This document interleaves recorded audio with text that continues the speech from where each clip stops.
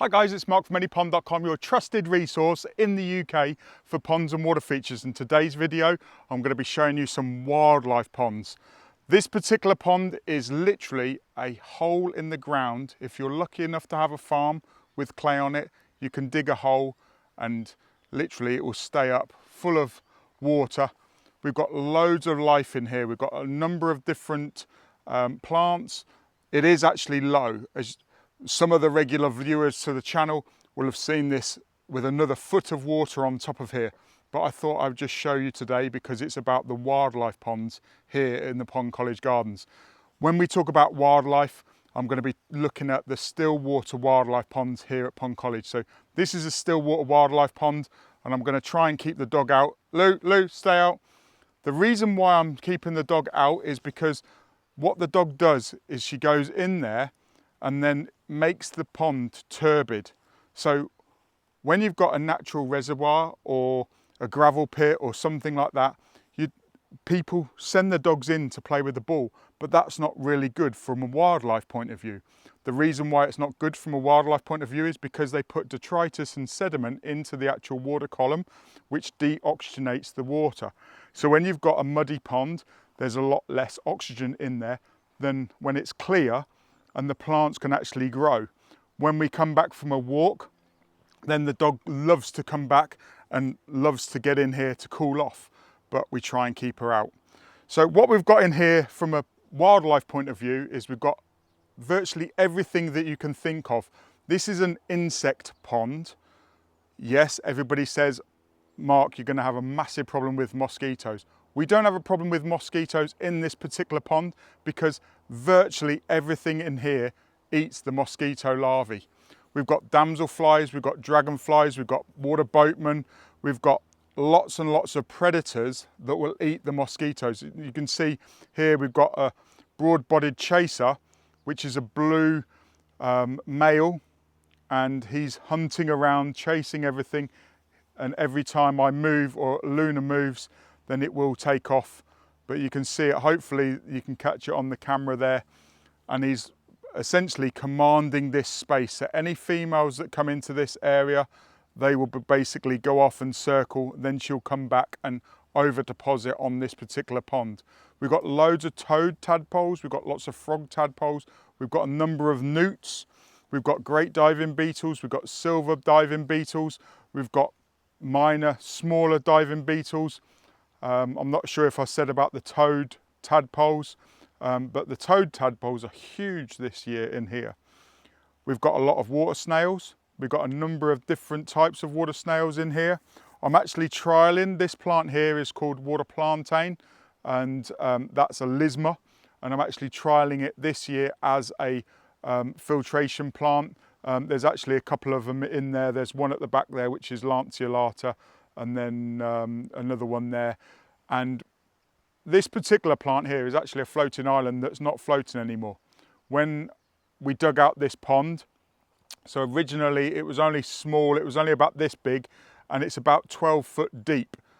When we built the Koi Palace in 2023, it was like, right, where are we going to get the water from to fill up the Koi Palace? The Koi Palace is 100,000 litres. So what we actually did is we dug a great big hole and we trialed it as well to see if it would stay up with, stay full of water, and it did. So 2024, we extended it, and essentially it's a case of we've got under pond drainage, and that flows into here when we switch a pump on. The pump's actually switched on at the moment. It's got a float switch, but there's no water underneath it. So Stillwater wildlife ponds are amazing for insects. Daphnia and other insects are eating the single cell algae, so the pond actually stays clear. The downside of a wildlife pond like this is when you've got sediment. Lou, stay out. Lou, come on, let's go. When you've got a lot of sediment on the bottom, and like I've tried to keep the dog out there, the sediment goes into the water or there's lots of movement, then the phosphates and the nitrates and everything will create more blanket weed. So back in February, I don't think I showed this pond, but it was literally covered in catkins from the willows and also blanket weed. And this particular log is actually underneath the water, or thereabouts. What I'm going to do now is I'm going to show you what you can have in your garden. If you don't have clay, you can install a wildlife pond kit. And this here is Charlotte's garden. For regular viewers, if you saw the February update at Pond College, look what we've created. Literally, it's a still water wildlife pond, and the video of Charlotte building this as a beginner with the help of my book. So Pond Perfection for Beginners became an international bestseller back in April, and part of that writing process, I actually said to Charlotte, come on, let's build a still water wildlife pond and show people what is achievable. So essentially what you've got is you've got 2 lots of protection, a pond liner, which is the waterproof bag, and then you've got planting pouches, rocks, gravel, and lots of plants. So the planting pouches create those planting pockets, and they become part of the system. There's 3 great big logs in here, so you can either use deadwood or driftwood, and as you can see, it can be part of the edge treatment. But there's so much life in here, it's amazing the amount of damselflies that live on this particular pond. Because it's sheltered, you might be able to see at the back there, the grass is moving around a little bit. There's a little bit of a breeze, but actually on the pond surface, it's actually lovely and still. There's so much Daphnia in here, and there's lots of different species of beetles.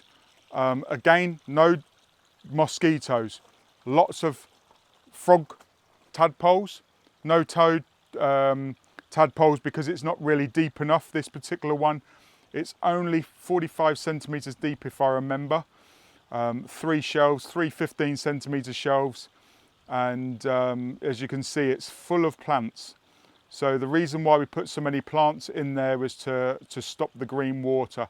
Again, number of different of my favourites. So there's willow moss in there, you've got hornwort in there, which is Ceratophyllum densum.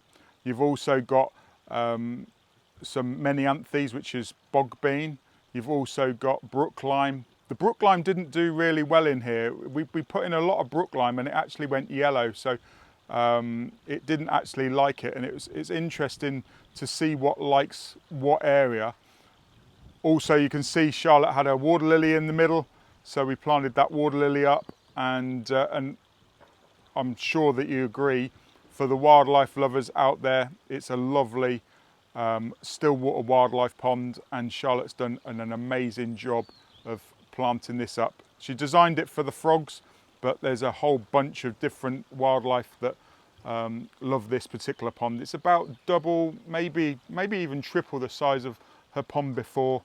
But again, the family of otters here at Pond College ate all the goldfish, and it really sort of like put a you know, what's the point of having a pond without no fish? So we decided to put in a still water wildlife pond off the back of the book that I was writing at the time, Pond Perfection for Beginners, which you can get out on Amazon, and you can enjoy that. So this is what I would recommend if you're a beginner, complete beginner.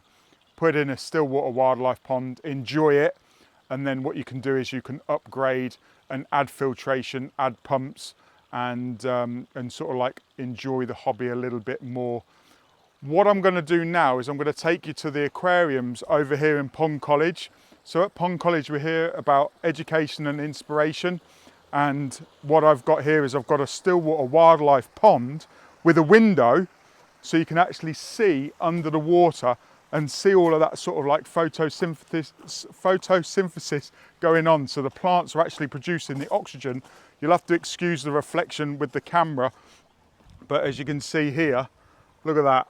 It's an amazing insight into a still water wildlife pond. So Charlotte's garden, yes, there's different plants in there, but at the same time it's lovely and clear. You've got lots of snails in here. Yesterday I was fascinated because a lot of the snails were grouped up over here, and I was like, what are they doing? What are they eating?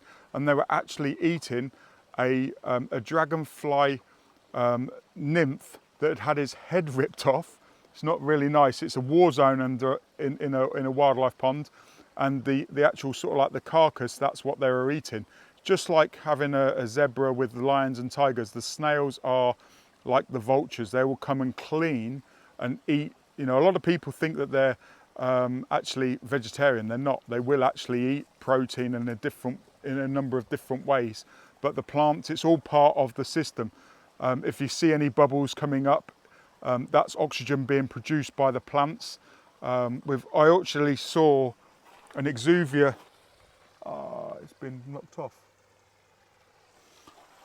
There it is. It's on the floor. So that there is an exuvia of a dragonfly. That's the case. There you go. You can see it better. So it's probably a southern hawker or an emperor dragonfly. Without getting my magnifying glass out, I wouldn't be able to tell you. But essentially, this is a large dragonfly that's, and this is the exuvia. So this is just like the exoskeleton, and it was on the actual on the boards here. So it must have climbed out or whatever, and then came out here. Either that, or it's come out of the brook and then climbed up. But essentially, that was amazing when I saw it this morning, and I was amazed that it had gone. But if you look in here, you can probably see lots of stuff going on. Lots of Daphnia in here. Again, no mechanics, no nothing. There is a little bit of single cell algae in here that you can see. But at the same time, as if you get your eye in, if you want to have a look, you can actually see the Daphnia eating the single cell algae.